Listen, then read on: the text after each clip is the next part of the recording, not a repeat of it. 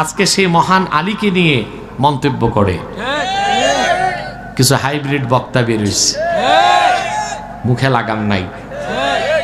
হযরত আলী নাকি মদ খাইয়া মাতাল হয়ে মাগরিব নামাজ পড়াইছে। আরে হারামজাদা বক্তা, হযরত আলী মুসলমান হয়েছেন 12 বছর বয়সে, জিন্দেগিতে কোনোদিন তিনি মদের বোতল স্পর্শ করেন নাই।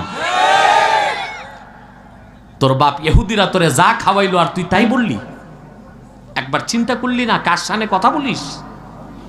হযরত আলী 12 বছর বয়সে মুসলমান হয়েছেন, আর ওনার জন্ম হয়েছে কাবার ভিতরে। এই জন্য পৃথিবীর ইতিহাসে একজন মহিলা যার নেফাসের রক্ত বের হয় নাই, তিনি হযরত আলীর মা। কারণ হযরত আলী জন্ম নিয়েছেন বাইতুল্লাহর ভিতরে, নেফাসের রক্ত বের হলে কাবা নাপাক হবে, আল্লাহ তা হইতে দেন নাই। সুবহানাল্লাহ, সুবহানাল্লাহ। সে আলীকে নিয়ে মন্তব্য, হযরত আলী নাকি মাতাল হয়ে তারপর মাগরিব নামাজে দাঁড়াইছেন।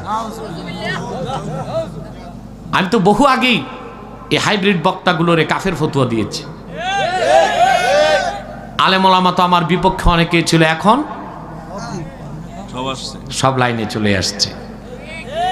তো ঘুরে ফিরে তো ওস্তাদের কথাতেই ফিরতে হয়, তাই ফিরাটা আগে ফিরলে হয় না? সারা দেশের আহলে সুন্নাত আহলে হক এই হাইব্রিড বক্তাকে পরিত্যাজ্য ঘোষণা করেছে, কিন্তু কিছু দল মরাটারে খাড়া করতেছে। বেশিক্ষণ খাড়া রাখা যাবে না।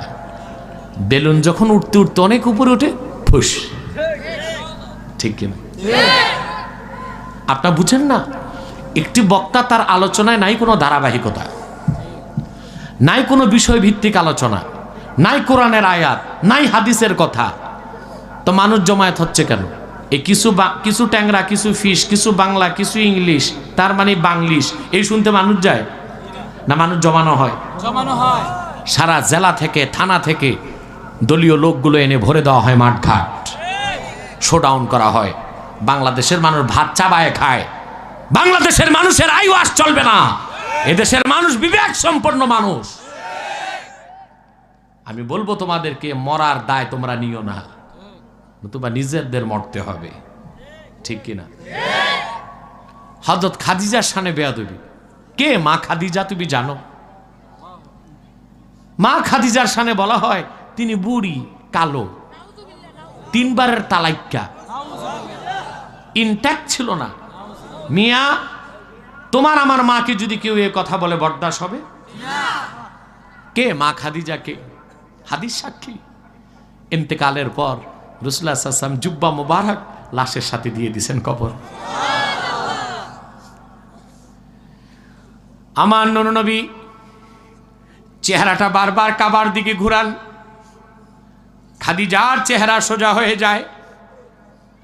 হুজুর ভয় পেয়ে গেলেন, কি খাদিজার উপর আল্লাহ কি নারাজ নাকি? আবার ওহী চলে আসলো, আল্লাহ বললেন, হাবিব, খাদিজার চেহারা দুনিয়ার কাবার দিকে থাক, আমি চাই না। আমি চাই খাদিজার চেহারাটা আমার আরশে আজিমের দিকে থাকুক। সুবহানাল্লাহ। উনি আম্মা জান খাদিজা, আর ওনাকে নিয়ে এত লাগামহীন বক্তব্য আমার বরদাস্ত হয় নাই।